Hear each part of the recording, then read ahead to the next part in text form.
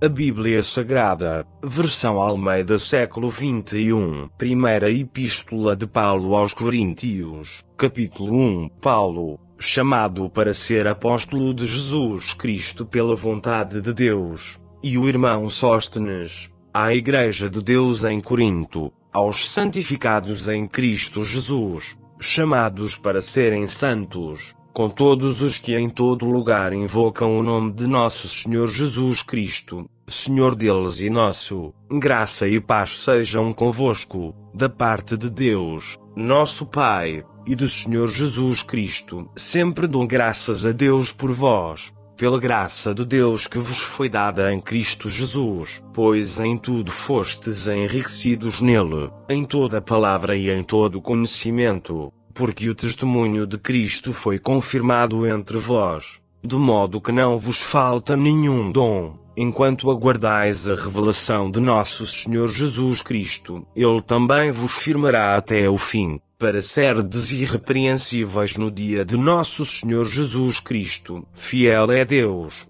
por quem fostes chamados para a comunhão de seu Filho Jesus Cristo, nosso Senhor. Irmãos, rogo-vos em nome de nosso Senhor Jesus Cristo que entreis em acordo quando discutirdes, e não haja divisões entre vós. Pelo contrário, sejais unidos no mesmo pensamento e no mesmo parecer. Pois, meus irmãos, fui informado a vosso respeito, pelos da família de Cloé, que há discórdias entre vós. O que quero dizer com isso é que um de vós afirma: eu sou de Paulo, outro: eu sou de Apolo, outro: eu sou de Cefas, outro ainda: eu sou de Cristo. Será que Cristo está dividido? Foi Paulo crucificado em vosso favor? Fostes batizados em nome de Paulo? Dou graças a Deus por não haver batizado nenhum de vós, com exceção de Crispo e Gaio, para que ninguém diga que fostes batizados em meu nome. É verdade que batizei também a família de Estéfanas. Além desses, não sei se batizei outra pessoa, porque Cristo não me enviou para batizar, mas para pregar o Evangelho, não por sabedoria de palavras, para não esvaziar o significado da cruz de Cristo, pois a palavra da cruz é insensatez para os que estão perecendo, mas para nós, que estamos sendo salvos, é o poder de Deus, pois está escrito: destruirei a sabedoria dos sábios e anularei a inteligência dos inteligentes. Onde está o sábio? Onde está o instruído? Onde está o questionador desta era? Por acaso Deus não tornou absurda a lógica deste mundo, visto que, na sabedoria de Deus, o mundo por sua própria sabedoria não o conheceu? Foi do agrado de Deus salvar os que creem por meio do absurdo da pregação, pois, enquanto os judeus pedem sinais, e os gregos buscam sabedoria, nós pregamos Cristo crucificado, que é motivo de escândalo para os judeus e absurdo para os gentios. Mas para os que foram chamados, tanto judeus como gregos, Cristo é poder de Deus e sabedoria de Deus, porque o absurdo de Deus é mais lógico que os homens, e a fraqueza de Deus é mais forte que os homens. Irmãos, observai o vosso chamado. Não foram chamados muitos sábios, segundo critérios humanos, nem muitos poderosos, nem muitos nobres. Pelo contrário, Deus escolheu as coisas absurdas do mundo para envergonhar os sábios, e escolheu as coisas fracas do mundo para envergonhar as fortes. Ele escolheu as coisas insignificantes do mundo, as desprezadas e as que são nada, para reduzir a nada as que são, para que nenhum mortal se glorie na presença de Deus. Mas vós sois dele, em Cristo Jesus, o qual, da parte de Deus, se tornou para nós sabedoria, justiça, santificação e redenção, a fim de que, como está escrito, quem se gloriar, glorie-se no Senhor. Capítulo 2. Irmãos, quando fui até vós, anunciando-vos o mistério de Deus, não fui com linguagem pomposa nem de sabedoria, pois resolvi nada saber entre vós, a não ser Jesus Cristo, e este, crucificado. Estive convosco em fraqueza, em temor e em grande tremor. Minha linguagem e pregação não consistiram em palavras persuasivas de sabedoria, mas em demonstração do poder do Espírito, para que a vossa fé não se apoiasse em sabedoria humana, mas no poder de Deus. Na verdade, falamos de sabedoria entre os que já são maduros, não, porém, a sabedoria desta era, nem dos seus governantes, que estão sendo reduzidos a nada, mas falamos do mistério da sabedoria de Deus, que esteve oculto, o qual Deus preordenou antes dos séculos para nossa glória. Nenhum dos governantes desta era compreendeu essa sabedoria, pois se a tivessem compreendido, não teriam crucificado o Senhor da glória. Mas, como está escrito, as coisas que olhos não viram, nem ouvidos ouviram, nem penetraram o coração humano, são as que Deus preparou para os que o amam. Deus, porém, revelou-as a nós pelo seu Espírito, pois o Espírito examina todas as coisas, até mesmo as profundezas de Deus. Pois, quem conhece as coisas do homem, senão o Espírito do homem que está nele? Assim também ninguém conhece as coisas de Deus, a não ser o Espírito de Deus. Não temos recebido o Espírito do mundo, mas, sim, o Espírito que vem de Deus, a fim de compreendermos as coisas que nos foram dadas gratuitamente por Deus. Também falamos dessas coisas, não com palavras ensinadas pela sabedoria humana, mas com palavras ensinadas pelo Espírito Santo, comparando coisas espirituais com espirituais. O homem natural não aceita as coisas do Espírito de Deus, pois lhe são absurdas, e não pode entendê-las, pois se compreendem espiritualmente. Mas aquele que é espiritual compreende todas as coisas, ao passo que ele mesmo não é compreendido por ninguém. Pois, quem jamais conheceu a mente do Senhor para que possa instruí-lo? Mas nós temos a mente de Cristo. Capítulo 3. Irmãos, não vos pude falar como a pessoas espirituais, mas como a pessoas carnais, como a crianças em Cristo. O que vos dei para beber foi leite, e não alimento sólido, pois não podíeis recebê-lo, nem mesmo agora podeis, porque ainda sois carnais, visto que há inveja e discórdias entre vós. Por acaso não estáis sendo carnais, vivendo segundo padrões puramente humanos? Pois, quando alguém diz, eu sou de Paulo, e outro, eu sou de Apolo, não estás agindo segundo padrões puramente humanos? Quem é Apolo e quem é Paulo são apenas servos por meio de quem crestes,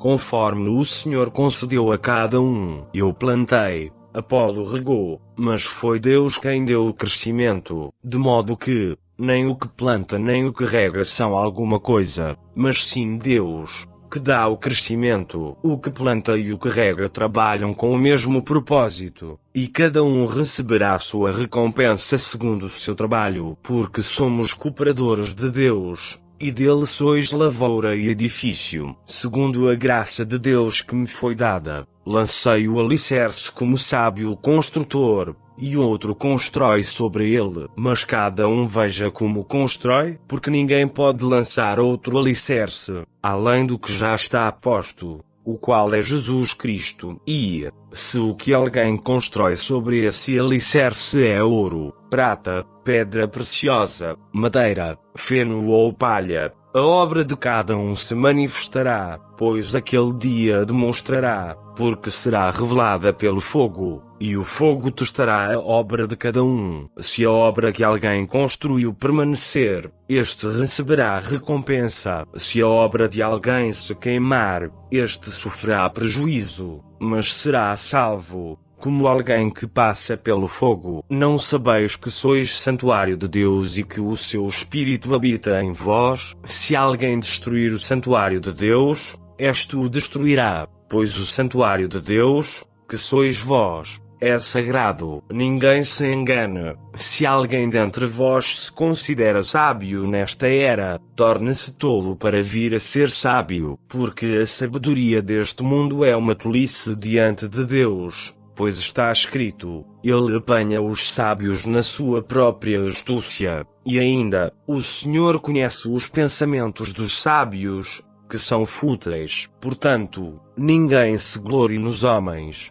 porque todas as coisas são vossas. Seja Paulo, seja Apolo, seja Cefas, seja o mundo, a vida, a morte, as coisas presentes, as futuras, todas as coisas são vossas. E vós sois de Cristo, e Cristo, de Deus. Capítulo 4. Assim, os homens devem nos considerar servos de Cristo encarregados dos mistérios de Deus. Além disso, o que se requer de pessoas assim encarregadas é que sejam encontradas fiéis. No entanto, pouco me importa se sou julgado por vós, ou por qualquer tribunal humano. De fato, nem eu julgo a mim mesmo, pois, embora eu esteja consciente de que não há nada contra mim, nem por isso me justifico, pois quem me julga é o Senhor. Portanto, nada julgueis antes do tempo, até que venha o Senhor, o qual não só trará à luz as coisas ocultas das trevas,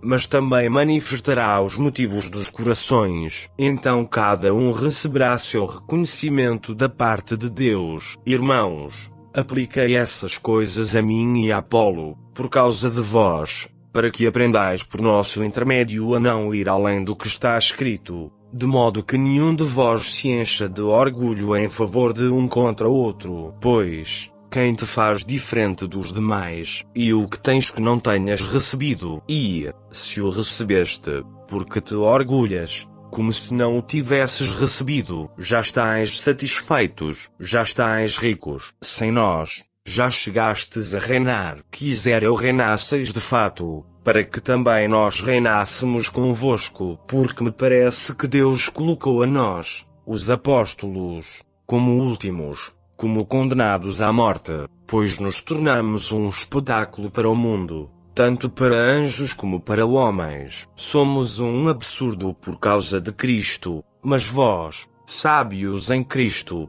somos fracos, mas vós, fortes, sois estimados, mas nós, desprezados. Até o presente passamos fome e sede, vestimos-nos de trapos e somos esbofeteados, e não temos pousada certa. Cansamo-nos, trabalhando com as próprias mãos. Quando somos ofendidos, bendizemos. Quando perseguidos, suportamos. Quando difamados, respondemos amigavelmente. Até ao momento, somos o lixo do mundo e a escória de todos. Não escrevo essas coisas para vos envergonhar, mas para vos advertir, como a meus filhos amados, porque ainda que tenhais 10.000 instrutores em Cristo, não teríeis, contudo, muitos pais, pois pelo Evangelho eu mesmo vos gerei em Cristo Jesus. Portanto, rogo-vos que sejais meus imitadores. Por isso mesmo vos enviei Timóteo, meu filho amado e fiel no Senhor. Ele vos fará lembrar do meu modo de vida em Cristo, como por toda parte eu ensino em cada igreja. Mas alguns andam cheios de arrogância, como se eu não fosse mais visitar-vos. Em breve, porém, irei visitar-vos, se o Senhor quiser, e então descobrirei não só o que falam os que andam cheios de arrogância, mas também o poder que possuem, porque o reino de Deus não consiste em palavras, mas em poder. O que desejais? Devo ir visitar-vos com disciplina, ou com amor e gentileza. Capítulo 5. De fato, ouve-se que há imoralidade entre vós, e imoralidade do tipo que nem mesmo entre os gentios se vê, a ponto de alguém manter relações sexuais com a mulher de seu pai. E estáis cheios de arrogância. Não devíeis, pelo contrário, lamentar e expulsar do vosso meio quem cometeu isso. Embora eu esteja ausente fisicamente, estou presente em espírito, e já julguei quem fez isso, como se estivesse presente. Quando vos reunirdes em nome de nosso Senhor Jesus, e eu estando convosco em espírito, junto com o poder de nosso Senhor Jesus, entregai esse homem a Satanás para a destruição da carne, para que o espírito seja salvo no dia do Senhor Jesus. O vosso orgulho não é bom. Não sabeis que um pouco de fermento faz com que toda a massa fique fermentada? Removei o fermento velho, para que sejais massa nova sem fermento, assim como, de fato, sois. Porque Cristo, nosso Cordeiro da Páscoa, já foi sacrificado. Portanto, celebremos a festa, não com fermento velho, nem com fermento da maldade e da corrupção, mas com os pães sem fermento da sinceridade e da verdade. Já vos escrevi por carta que não vos associasseis com os imorais. Não me referia aos imorais deste mundo, nem aos avarentos, ladrões ou idólatras. Nesse caso, seria necessário que saísseis do mundo. Mas agora vos escrevo que não vos associeis com aquele que, dizendo-se irmão, for imoral ou ganancioso, idólatra ou caluniador, bêbado ou ladrão. Com esse homem não deveis nem sequer comer. Pois, que me importa julgar os que são de fora? Não julgais vós os que são de dentro, mas Deus julga os que são de fora. Expulsai esse imoral do vosso meio. Capítulo 6. Atreve-se alguém entre vós, quando há queixa de um contra outro, a levar a questão para ser julgada pelos injustos, e não pelos santos? Ou não sabeis que os santos julgarão o mundo? E, se o mundo será julgado por vós, como sois incapazes de julgar as coisas menores, não sabeis que iremos julgar os anjos? Quanto mais as coisas pertencentes a esta vida. Assim, quando tendes negócios desta vida para serem julgados, constituís como juízes os que são de menos estima na igreja? Digo isso para vos envergonhar. Será que não há entre vós ao menos um que seja sábio para julgar as questões entre seus irmãos? Entretanto, um irmão leva outro irmão ao tribunal, e isso perante os incrédulos. O fato de terdes processos judiciais uns contra os outros demonstra que já estáis derrotados. Em vez disso, porque não sofreis a injustiça, porque não sofreis o prejuízo, mas sois vós mesmos que fazeis injustiça e cometeis fraude, e isso contra irmãos. Não sabeis que os injustos não herdarão o reino de Deus? Não vos enganeis, nem imorais, nem idólatras, nem adúlteros, nem os que se submetem a práticas homossexuais, nem os que as procuram, nem ladrões, nem avarentos, nem bêbados, nem caluniadores, nem os que cometem fraudes herdarão o reino de Deus. Alguns de vós erais assim, mas fostes lavados, santificados e justificados em nome do Senhor Jesus Cristo e no Espírito do nosso Deus. Todas as coisas me são permitidas, mas nem todas são proveitosas. Todas as coisas me são permitidas, mas eu não me deixarei dominar por nenhuma delas. Os alimentos são para o estômago, e o estômago para os alimentos. Deus, porém, destruirá tanto um quanto o outro. Mas o corpo não é para a imoralidade, e sim para o Senhor, e o Senhor para o corpo. Deus não somente ressuscitou o Senhor, mas também nos ressuscitará pelo seu poder. Não sabeis que os vossos corpos são membros de Cristo? Tomarei os membros de Cristo e farei deles membros de uma prostituta? De modo nenhum. Ou não sabeis que quem se une a uma prostituta torna-se um corpo com ela? Como se disse, os dois serão uma só carne. Mas quem se une ao Senhor é um espírito com Ele. Fugi da imoralidade. Qualquer outro pecado que o homem comete é fora do corpo, mas quem pratica a imoralidade peca contra o seu corpo. Ou não sabeis que o vosso corpo é santuário do Espírito Santo, que habita em vós, o qual tendes da parte de Deus, e que não sois de vós mesmos, pois fostes comprados por preço? Por isso, glorificai a Deus no vosso corpo. Capítulo 7. Agora, quanto às coisas sobre as quais escrevestes, Ou seja, que é bom que o homem não tenha relações com mulher por causa da imoralidade. Cada homem tem a sua mulher, e cada mulher, seu marido. O marido cumpre a sua responsabilidade conjugal para com sua mulher, e do mesmo modo a mulher para com o marido. A mulher não tem autoridade sobre o próprio corpo, mas sim o marido. Também, da mesma forma, o marido não tem autoridade sobre o próprio corpo, mas sim a mulher. Não vos negueis um ao outro, a não ser de comum acordo por algum tempo, a fim de vos consagrardes à oração. Depois, uni-vos de novo, para que Satanás não vos tente por causa da vossa falta de controle. Todavia, digo isso como concessão e não como mandamento. Desejaria que todos os homens estivessem na mesma condição em que estou, mas cada um tem o seu dom da parte de Deus, um de um modo, e outro de outro. Digo, porém, aos solteiros e às viúvas que lhes seria bom se permanecessem na mesma condição em que estou. Mas, se não conseguirem dominar-se, que se casem, porque é melhor casar do que arder de paixão. No entanto, ordeno aos casados, não eu, mas o Senhor, que a mulher não se separe do marido. Se,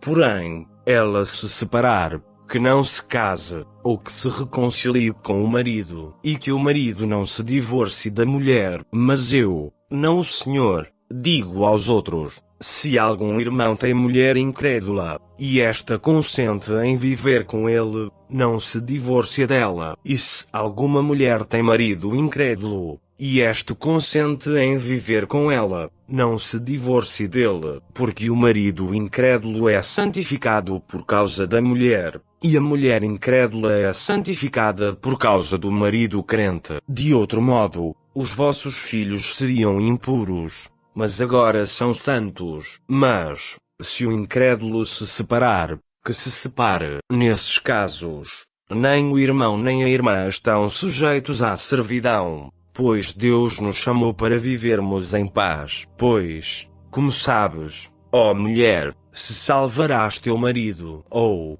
como sabes, ó marido, se salvarás tua mulher. Somente viva cada um como o Senhor lhe determinou, cada um como Deus o chamou. É isso que ordeno em todas as igrejas. Alguém foi chamado estando circuncidado, não procure desfazer sua circuncisão. Alguém foi chamado na incircuncisão, não se deixe circuncidar. A circuncisão nada e também a incircuncisão. Mas o que importa é a observância dos mandamentos de Deus. Cada um permaneça na condição em que foi chamado. Foste chamado sendo escravo, não te preocupes com isso. Mas, se ainda podes conseguir tua liberdade, aproveita a oportunidade. Pois quem foi chamado pelo Senhor, mesmo sendo escravo, é um liberto do Senhor. E assim também quem foi chamado sendo livre é escravo de Cristo. Fostes comprados por preço,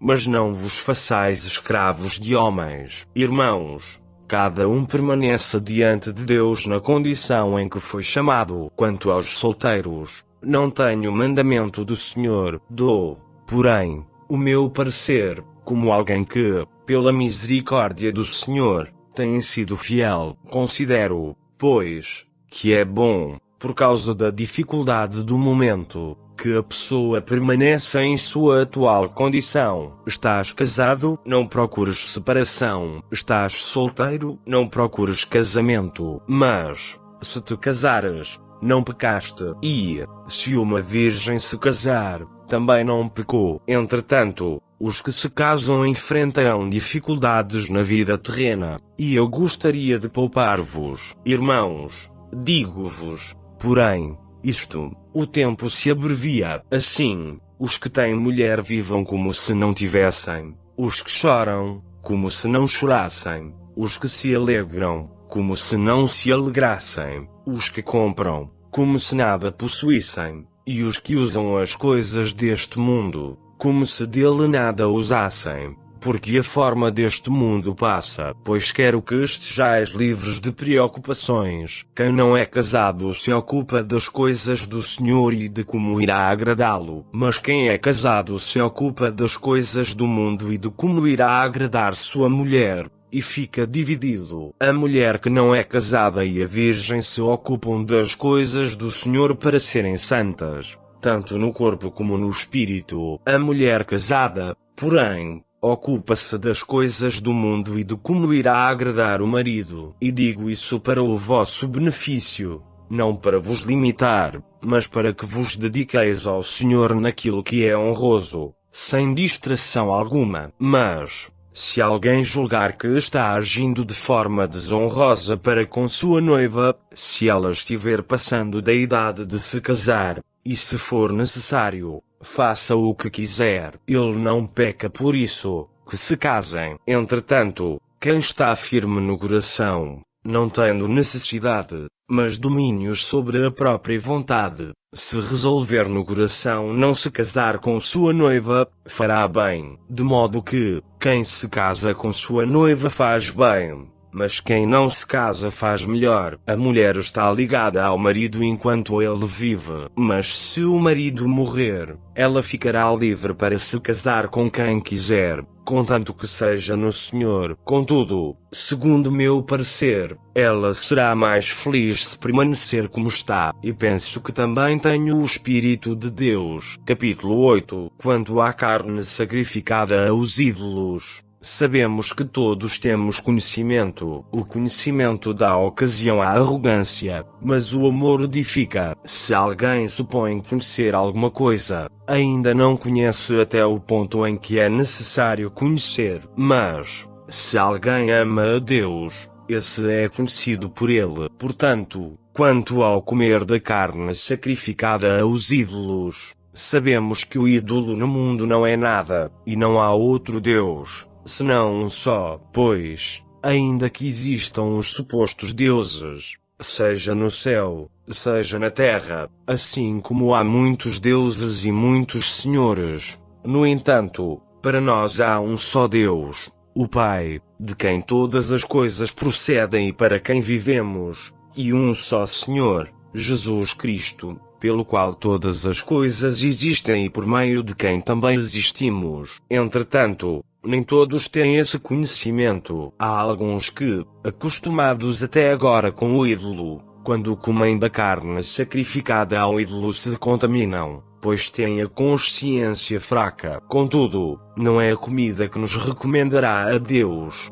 pois não ficaremos piores se não comermos, nem melhores se comermos. Mas, cuidado para que essa vossa liberdade não se torne em motivo de tropeço para os fracos, porque, se alguém vir a ti, que tens conhecimento, comendo à mesa no templo de ídolos, não será ele incentivado, por ter a consciência fraca, a comer da carne sacrificada aos ídolos. Assim, o fraco, teu irmão, por quem Cristo morreu, é destruído pelo teu conhecimento, pecando dessa forma contra os irmãos e ferindo-lhes a consciência fraca, pecais contra Cristo. É por isso que, se a comida fizer meu irmão tropeçar, nunca mais comerei carne, para não lhe servir de tropeço. Capítulo 9. Não sou eu livre, não sou eu apóstolo, não vi Jesus, nosso Senhor, não sois vós resultado do meu trabalho no Senhor. Se para os outros não sou apóstolo, pelo menos o sou para vós, porque vós sois o selo do meu apostolado no Senhor. Esta é a minha defesa para com os que me acusam. Não temos nós o direito de comer e beber? Não temos nós o direito de levar conosco esposa crente, como também fazem os demais apóstolos, os irmãos do Senhor e Cefas? Ou será que somente eu e Barnabé não temos o direito de deixar de trabalhar pelo sustento financeiro? Quem serve no exército à sua própria custa? Quem planta uma vinha e não come do seu fruto? Ou quem apacenta um rebanho e não se alimenta do leite que ele produz? Por acaso digo isso apenas da perspectiva humana? Ou a lei também não afirma a mesma coisa? Pois na lei de Moisés está escrito: Não atarás a boca do boi quando debulha o grão. Será que Deus está preocupado com o boi? Ou será que de fato não diz isso por nós? É claro que é em nosso favor que isso está escrito, pois quem lavra a terra deve debulhar o grão com a esperança de participar da colheita. Se semeamos entre vós as coisas espirituais, será demais que de vós escolhamos as materiais? Se outros participam desse direito sobre vós, não o teríamos nós ainda mais? Mas nunca exercemos tal direito. Antes, a tudo suportamos, para não colocar obstáculo algum ao Evangelho de Cristo. Não sabeis que os que trabalham com o que é sagrado comem do que é do templo, e que os que servem no altar participam do que ali é oferecido? Assim o Senhor também ordenou aos que anunciam o Evangelho que vivam do Evangelho. Mas não tenho-me servido de nenhuma dessas coisas, nem escrevo isso para que assim se faça comigo, pois para mim seria melhor morrer. Ninguém irá invalidar essa minha glória. Mas, se anuncio o Evangelho, não tenho de que me gloriar, pois tal obrigação me é imposta, e ai de mim, se não anunciar o Evangelho. Se, pois, o faço de boa vontade, tenho recompensa, mas, se não é de boa vontade, estou apenas encarregado de uma tarefa. Então, qual é a minha recompensa? É que, pregando o Evangelho, eu o faça gratuitamente, e assim não me sirva de meu direito ao Evangelho, pois, sendo livre de todos, tornei-me escravo de todos para ganhar o maior número possível. Para os judeus, tornei-me judeu, para ganhar os judeus. Para os que estão debaixo da lei, como se eu estivesse debaixo da lei, embora eu não esteja, para ganhar os que estão debaixo da lei. Para os que estão sem lei, como se estivesse sem lei, não estando sem lei para com Deus, mas debaixo da lei de Cristo, para ganhar os que estão sem lei. Para os fracos tornei-me fraco, para ganhar os fracos. Tornei-me tudo para com todos, para de todos os meios vir a salvar alguns. Faço tudo por causa do Evangelho, para dele me tornar coparticipante. Não sabeis que entre todos os que correm no estádio, na verdade, somente um recebe o prémio? Correi de tal maneira que o alcanceis, e todo atleta exerce domínio próprio em todas as coisas. Os atletas o fazem para alcançar uma coroa perecível. Nós, porém, uma coroa que não se acaba. Portanto, corro não como quem não tem alvo, e luto, não como alguém que golpeia o ar. Pelo contrário, aplico socos no meu corpo e o torno meu escravo, para que, depois de pregar aos outros, eu mesmo não venha a ser reprovado. Capítulo 10. Pois, irmãos, não quero que ignoreis que nossos pais estiveram todos debaixo da nuvem, e todos passaram pelo mar. Todos foram batizados em Moisés, na nuvem e no mar. Todos comeram do mesmo alimento espiritual, e todos beberam da mesma bebida espiritual, porque bebiam da rocha espiritual que os acompanhava, e essa rocha era Cristo. Mas Deus não se agradou da maior parte deles,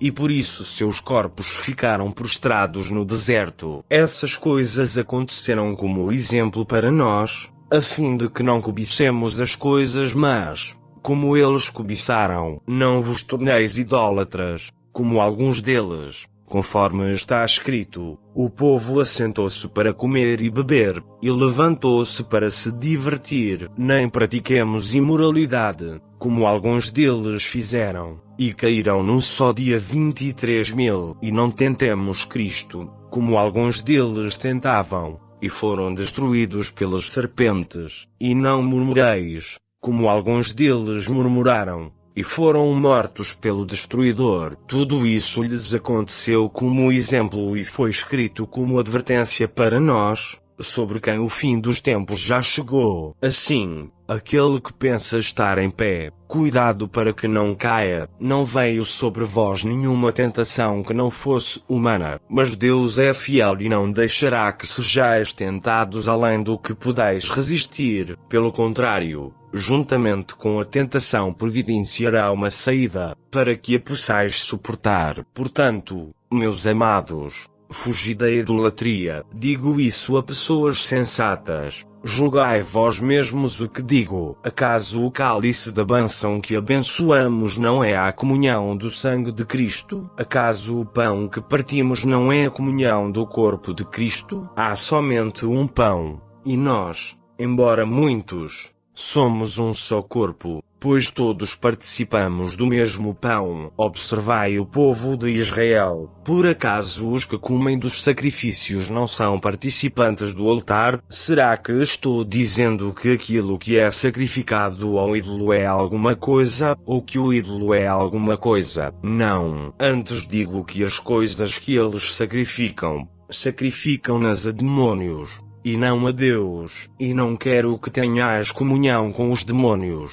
Não podeis beber do cálice do Senhor e do cálice de demônios. Não podeis participar da mesa do Senhor e da mesa de demônios. Ou será que estamos provocando os ciúmes do Senhor? Por acaso somos mais fortes do que Ele? Todas as coisas são permitidas, mas nem todas são proveitosas. Todas as coisas são permitidas, mas nem todas são edificantes. Ninguém busca seu próprio bem, e sim o dos outros. Comei de tudo quanto se vende no mercado, sem nada perguntar por causa da consciência, pois do Senhor é a terra e a sua plenitude. Se, portanto, algum incrédulo vos convidar, e quiserdes ir, comei de tudo o que vos for servido, sem nada perguntar por motivo de consciência. Mas, se alguém vos disser, isto foi oferecido em sacrifício, então não comais por causa daquele que vos advertiu e por motivo de consciência. Não estou falando da tua consciência, mas da consciência do outro. Pois,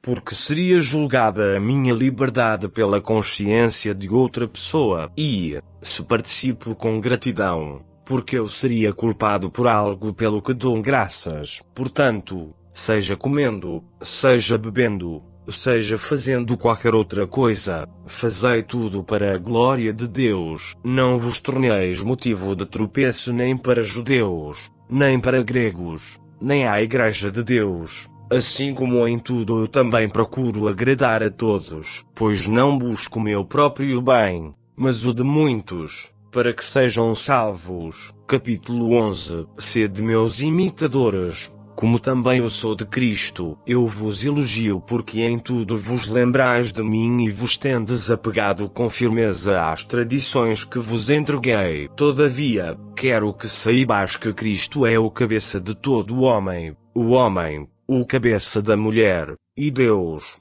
o cabeça de Cristo. Todo homem que ora ou profetiza com a cabeça coberta desonra sua cabeça, mas toda mulher que ora ou profetiza com a cabeça descoberta desonra a sua cabeça, pois é como se estivesse com a cabeça rapada. Portanto, se a mulher não cobre a cabeça, então que corte também o cabelo. Se, porém, é vergonhoso para a mulher cortar o cabelo ou rapar a cabeça, então cubra a cabeça. Pois o homem não deve cobrir a cabeça, porque é a imagem e a glória de Deus, mas a mulher é a glória do homem, porque o homem não veio da mulher, mas a mulher do homem. Tampouco o homem foi criado por causa da mulher, mas, sim, a mulher por causa do homem. Portanto, a mulher deve trazer autoridade sobre a cabeça por causa dos anjos. No Senhor, porém, nem a mulher é independente do homem, nem o homem é independente da mulher, pois, assim como a mulher veio do homem, assim também o homem nasce da mulher. Mas tudo vem de Deus. Julgai vós mesmos. É adequado que a mulher ore a Deus com a cabeça descoberta? Não vos ensina a própria natureza que, se o homem tiver cabelos compridos, isso lhe é motivo de desonra? E que, se a mulher, porém, tiver cabelos compridos, isso é para ela uma glória, pois os cabelos compridos lhe foram dados em lugar do véu. Mas, se alguém quiser discutir isso, nós não temos tal costume, tampouco as igrejas de Deus. Entretanto, não vos elogio nesta instrução que vos dou agora, pois as vossas reuniões causam mais mal do que bem, porque, em primeiro lugar, ouço dizer que há divisões entre vós quando vos reunis como igreja, e em parte acredito nisso, e é até necessário que haja divergências entre vós, para que os aprovados se tornem manifestos em vosso meio. Portanto, quando vos reunis no mesmo lugar, não é para comer a ceia do Senhor, pois, quando comeis, cada um toma antes a sua própria refeição. Assim, um fica com fome, e o outro se embriaga. Será que não tendes casas onde comer e beber? Ou desprezais a igreja de Deus e envergonhais os que nada têm? Que vos direi? Irei elogiar-vos? Não, nisso não vos elogio, pois recebi do Senhor o que também vos entreguei. O Senhor Jesus, na noite em que foi traído, tomou o pão e, depois de ter dado graças, o partiu e disse: Isto é o meu corpo que é dado por vós, fazei isto em memória de mim. Do mesmo modo, depois de comer,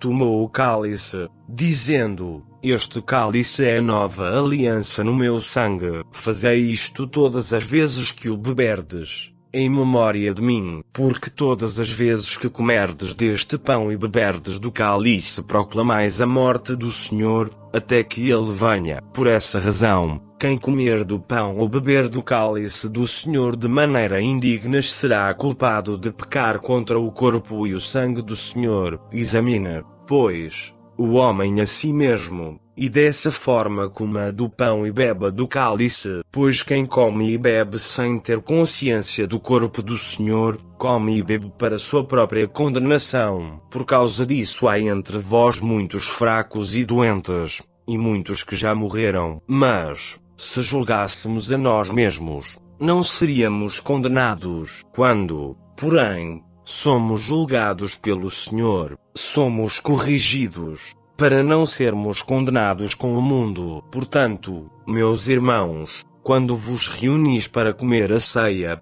esperai uns pelos outros. Se alguém tiver fome, coma em casa, a fim de não vos reunirdes para condenação. Quanto às demais coisas, eu vos instruirei quando vos visitar. Capítulo 12. A respeito dos dons espirituais, não quero, irmãos, que sejais ignorantes. Sabeis que, ainda quando gentios, erais induzidos e levados para os ídolos mudos. Portanto, vos declaro que ninguém, falando pelo Espírito de Deus, pode dizer: Maldito seja Jesus, e ninguém pode dizer: Jesus é Senhor, a não ser pelo Espírito Santo. Há diversidade de dons, mas o Espírito é o mesmo. Há diversidade de ministérios, mas o Senhor é o mesmo. E há diversidade de realizações, mas é o mesmo Deus quem realiza tudo em todos. Mas a manifestação do Espírito é dada a cada um para benefício comum, porque a um é dada, pelo Espírito, a palavra de sabedoria, a outro, pelo mesmo Espírito, a palavra de conhecimento, a outro, pelo mesmo Espírito, é dada a fé,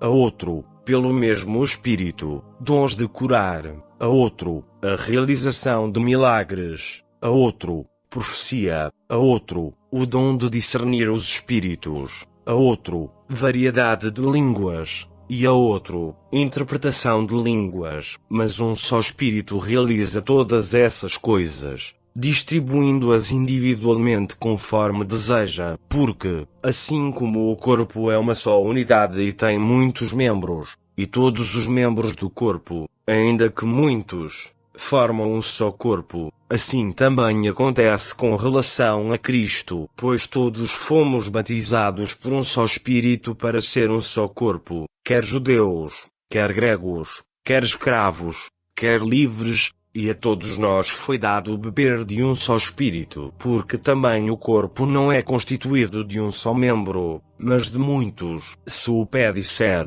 não sou mão e, portanto, não faço parte do corpo, nem por isso deixará de ser do corpo. E se a orelha disser, não sou olho e, portanto, não faço parte do corpo, nem por isso deixará de ser do corpo. Se o corpo todo fosse o olho, onde estaria o ouvido? Se o corpo todo fosse ouvido, onde estaria o olfato? Mas, na realidade, Deus colocou os membros no corpo, cada um conforme quis. E, se todos fossem um só membro, onde estaria o corpo? Portanto, há muitos membros, mas um só corpo. E o olho não pode dizer à mão, não tenho necessidade de ti, nem ainda a cabeça pode dizer aos pés, não tenho necessidade de vós. Pelo contrário, os membros do corpo que parecem ser mais fracos são essenciais, e os membros do corpo que consideramos menos honrados, nós os vestimos com mais honra, e os que em nós são vergonhosos vestimos com dignidade especial, ao passo que os membros mais apresentáveis não têm necessidade disso. Mas Deus formou o corpo de tal maneira que concedeu muito mais honra ao que tinha falta dela,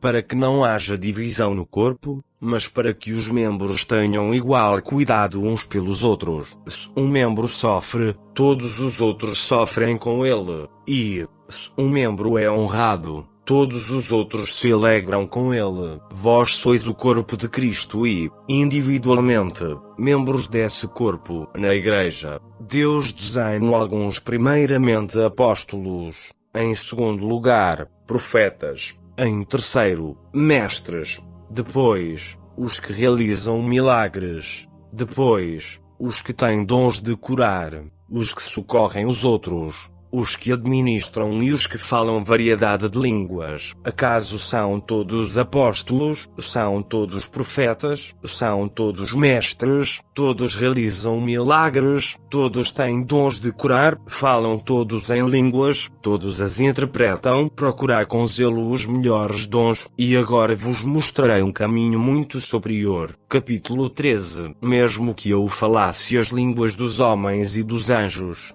mas não tivesse amor, seria como o metal que soa ou como o prato que retine. E mesmo que eu tivesse o dom de profecia, e conhecesse todos os mistérios, e tivesse todo o conhecimento, e mesmo que tivesse fé suficiente para mover montanhas, mas não tivesse amor, eu nada seria. E mesmo que eu distribuísse todos os meus bens para o sustento dos pobres, e entregasse meu corpo para ser queimado, mas não tivesse amor, nada disso me traria benefício algum. O amor é paciente, o amor é benigno, não é invejoso, não se vangloria, não se orgulha, não se porta com indecência, não busca os próprios interesses, não se enfurece, não guarda ressentimento do mal, não se alegra com a injustiça, mas congratula-se com a verdade. Tudo sofre, tudo crê, tudo espera, tudo suporta. O amor jamais é vencido. Mas,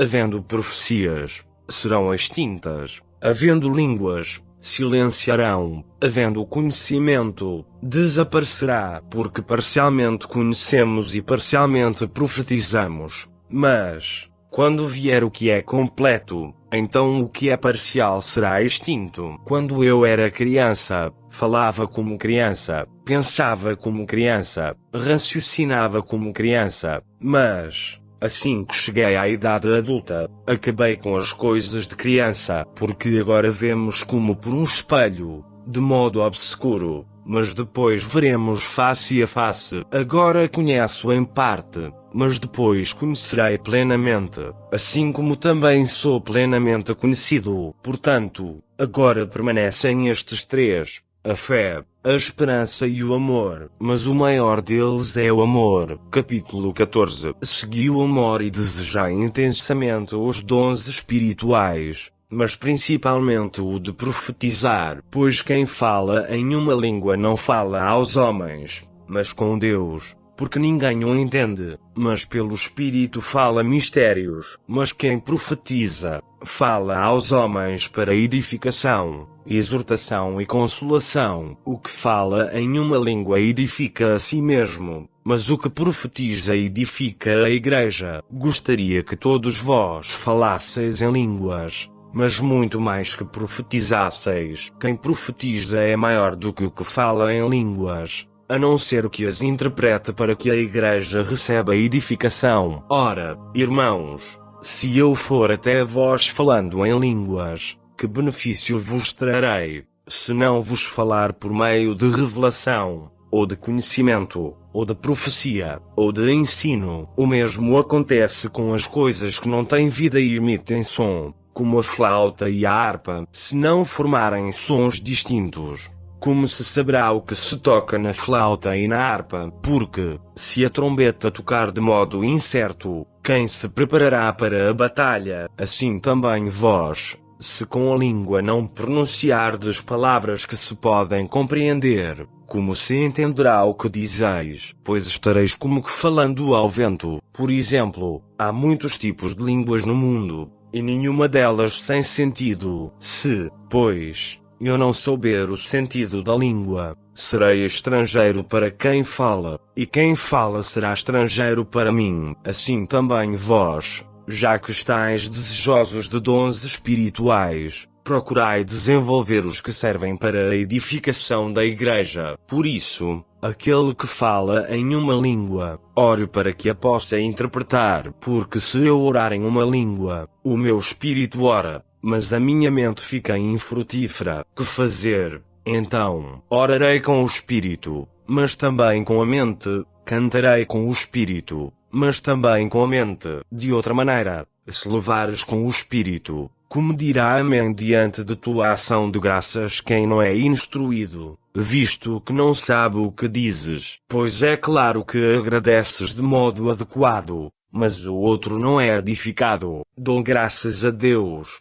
porque falo em línguas mais que todos vós. Todavia, prefiro falar na igreja 5 palavras que se podem compreender, a fim de também instruir os outros, a falar 10.000 palavras em uma língua. Irmãos, não sejais como crianças no entendimento quanto ao mal, contudo, sede como criancinhas, mas adultos quanto ao entendimento. Está escrito na lei: falarei a este povo por intermédio de homens de outras línguas e por meio de lábios de estrangeiros, mas nem assim me ouvirão, diz o Senhor. Desse modo, as línguas são um sinal, não para os crentes, mas para os incrédulos. A profecia, porém, não é um sinal para os incrédulos, mas para os crentes. Se, pois, toda a igreja se reunir num lugar e todos falarem em línguas, e entrarem pessoas não instruídas ou incrédulos, por acaso não dirão que estáis loucos? Mas, se todos profetizarem,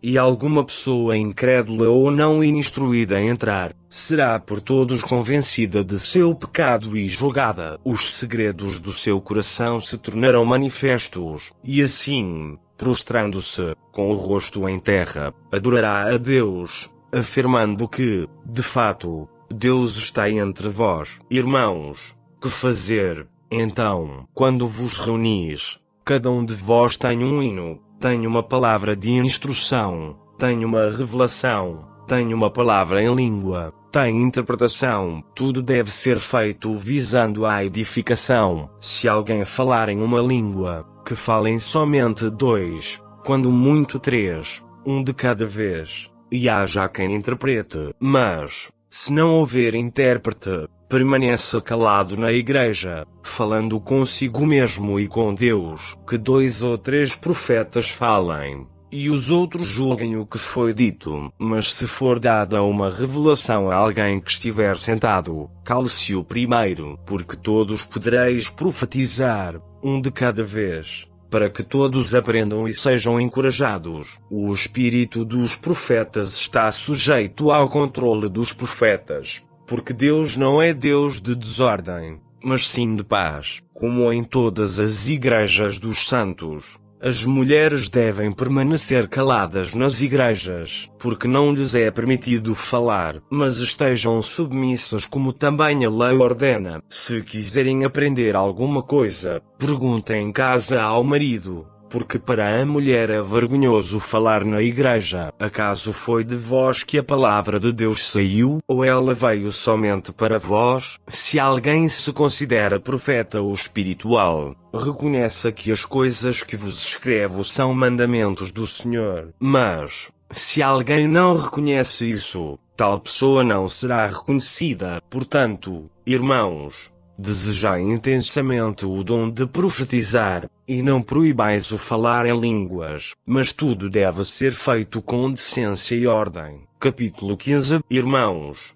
lembro-vos do Evangelho que vos anunciei, o qual também recebestes e no qual estáis firmes. Por meio dele também sois salvos, se retiverdes com firmeza a mensagem tal como a anunciei a vós. A não ser que tenhais crido inutilmente, porque primeiro vos entreguei o que também recebi. Cristo morreu pelos nossos pecados, segundo as Escrituras, e foi sepultado, e ressuscitou ao terceiro dia, segundo as Escrituras, e apareceu a Cefas, e depois aos 12. Depois apareceu a mais de 500 irmãos de uma só vez, e a maior parte deles ainda vive, mas alguns já faleceram. Depois apareceu a Tiago, e a todos os apóstolos, e, depois de todos, apareceu também a mim, como a um nascido fora do tempo certo, pois sou o menor dos apóstolos, indigno de ser chamado apóstolo, porque persegui a igreja de Deus, mas, pela graça de Deus, sou o que sou, e a sua graça para comigo não foi ineficaz. De fato, trabalhei muito mais que todos eles, todavia não eu, mas a graça de Deus que está comigo. Quer tenha sido eu, quer tenham sido eles, é isso que pregamos e é nisso que crestes. Se Cristo está sendo pregado como ressurreto dentre os mortos, como dizem alguns dentre vós que não há ressurreição dos mortos, mas se não há ressurreição dos mortos, também Cristo não ressuscitou. E, se Cristo não ressuscitou, então a nossa pregação é inútil e também a vossa fé. Assim, somos também considerados falsas testemunhas de Deus, afirmando que Ele ressuscitou a Cristo, a quem não ressuscitou, se de fato os mortos não ressuscitam. Porque, se os mortos não ressuscitam, Cristo também não ressuscitou. E, se Cristo não ressuscitou, a vossa fé é inútil e ainda estáis nos vossos pecados. Logo, os que morreram em Cristo também estão perdidos. Se a nossa esperança em Cristo é apenas para esta vida, somos os mais dignos de compaixão entre todos os homens. Mas, na verdade, Cristo ressuscitou dentre os mortos, sendo Ele o primeiro entre os que faleceram, porque, assim como a morte veio por um homem, também por um homem veio a ressurreição dos mortos. Pois, assim como em Adão todos morrem, do mesmo modo em Cristo todos serão vivificados, cada um, porém, na sua vez. Cristo primeiro, e depois os que lhe pertencem na sua vinda. Então virá o fim, quando ele entregar o reino a Deus, o Pai, quando houver destruído todo o domínio, toda a autoridade e todo o poder, porque é necessário que ele reine até que tenha posto todos os inimigos debaixo de seus pés, e o último inimigo a ser destruído é a morte, pois sujeitou todas as coisas debaixo de seus pés. Mas, quando diz, todas as coisas lhe estão sujeitas, é claro que isso não inclui quem lhe sujeitou todas as coisas. E, quando todas as coisas lhe estiverem sujeitas, então o próprio Filho se sujeitará àquele que todas as coisas lhe sujeitou, para que Deus seja tudo em todos. De outra forma, que farão os que se batizam em favor dos mortos, se, em absoluto, os mortos não ressuscitam? Porque então se batizam em favor deles, e nós, porque nos expomos também a perigos a toda hora, morro todos os dias. Eu afirmo, por causa de vós, que sois a minha glória em Cristo Jesus, nosso Senhor. Se, como um simples homem, lutei com feras em Éfeso, de que me adianta isso? Se os mortos não ressuscitam, comamos e bebamos, porque amanhã morreremos. Não vos enganeis, as más companhias corrompem os bons costumes. Voltai à sobriedade, como convém, e não pequeis mais, porque alguns ainda não têm conhecimento de Deus. Digo isso para vossa vergonha. Mas alguém dirá: como ressuscitam os mortos? E com que espécie de corpo virão? Insensato! Aquilo que semeias não nasce, se primeiro não morrer. Quando semeias, não semeias o corpo que vai nascer, mas apenas a semente, assim como a semente de trigo ou outra qualquer. Mas Deus lhe dá um corpo como determinou, e a cada espécie de semente Ele dá o corpo apropriado. Nem toda a carne é a mesma. Os seres humanos têm uma espécie de carne, os animais, outra, as aves, outra, e os peixes, outra. Também há corpos celestes e corpos terrestres. Mas uma é a majestade dos celestes, e outra, a dos terrestres. Uma é a majestade do sol, outra, a majestade da lua, e outra, a majestade das estrelas. Porque uma estrela distingue-se em majestade de outra estrela. Assim também é a ressurreição dos mortos. Semeia-se um corpo perecível e ressuscita imperecível. Semeia-se em desonra e ressuscita em glória. Semeia-se em fraqueza e ressuscita em poder. Semeia-se um corpo natural e ressuscita um corpo espiritual. Se há corpo natural, há também corpo espiritual. Assim, também está escrito: Adão, o primeiro homem, tornou-se ser vivente, e o último Adão, espírito que dá vida. Mas primeiro não veio o espiritual, e sim o natural. Depois veio o espiritual. O primeiro homem foi feito do pó da terra, o segundo homem é do céu. À semelhança do homem terreno, assim também são os da terra. E à semelhança do homem celestial, assim também são os do céu. Assim como trouxemos a imagem do homem terreno, traremos também a imagem do homem celestial. Mas digo isto, irmãos: carne e sangue não podem herdar o reino de Deus, nem o que é perecível pode herdar o imperecível. Eu vos digo um mistério: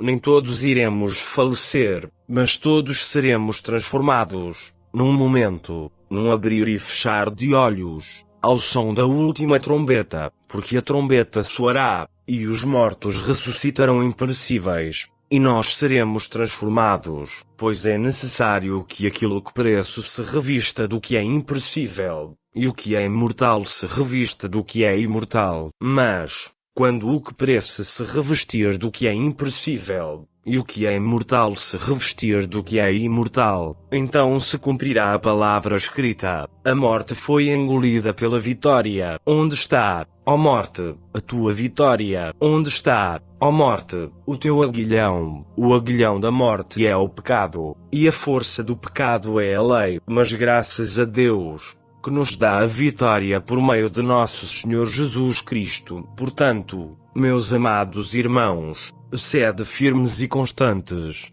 sempre atuantes na obra do Senhor, sabendo que nele o vosso trabalho não é inútil. Capítulo 16. Quanto à coleta para os santos, fazei vós também o mesmo que ordenei às igrejas da Galácia. No primeiro dia da semana, cada um de vós separe o que puder, de acordo com o seu ganho, e o guarde, para que não se façam coletas quando eu chegar. Quando eu chegar, enviarei, com carta de recomendação, os que aprovardes para levarem a vossa contribuição para Jerusalém. Se convier que eu também vá, eles irão comigo. Depois de passar pela Macedônia, por onde tenho de passar, irei até vós. Talvez me demore convosco algum tempo, ou até mesmo passo o inverno, a fim de que me encaminheis para onde eu for. Pois desta vez não vos quero ver apenas de passagem. Pelo contrário,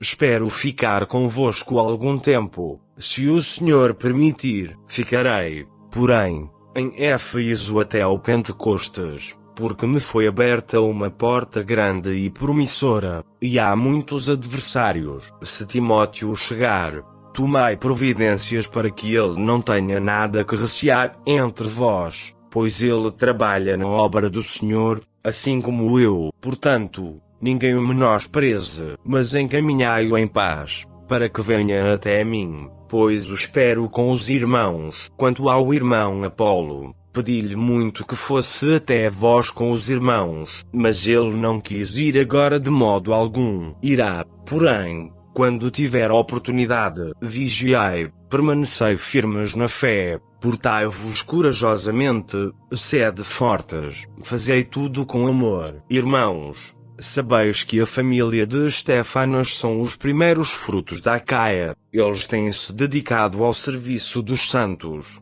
Assim, suplico-vos agora que também vos sujeiteis aos que são como eles e a todo o que coopera e trabalha na obra. Alegro-me com a vinda de Estéfanas, Fortunato e Acaico, pois eles supriram o que me faltava da vossa parte, porque revigoraram o meu espírito assim como o vosso. Homens como eles merecem o vosso reconhecimento. As igrejas da Ásia vos cumprimentam. Áquila e Prisca vos cumprimentam com afeto no Senhor, assim como a igreja que se reúne na casa deles. Todos os irmãos vos cumprimentam. Cumprimentai-vos uns aos outros com um beijo santo. Eu, Paulo, vos cumprimento, assinando de próprio punho. Se alguém não ama o Senhor, seja maldito. Vem, Senhor, a graça do Senhor Jesus seja convosco. O meu amor seja com todos vós em Cristo Jesus. O presente audiobook não tem qualquer motivação ou intuito comercial, tem apenas como objetivo ajudar a muitas pessoas, especialmente aqueles que têm deficiência visual, analfabetismo ou outras dificuldades de leitura. Por sua vez, tem como intuito, igualmente, ser uma ferramenta, não comercial, para a evangelização. Que Deus o abençoe. Só lhe deu glória.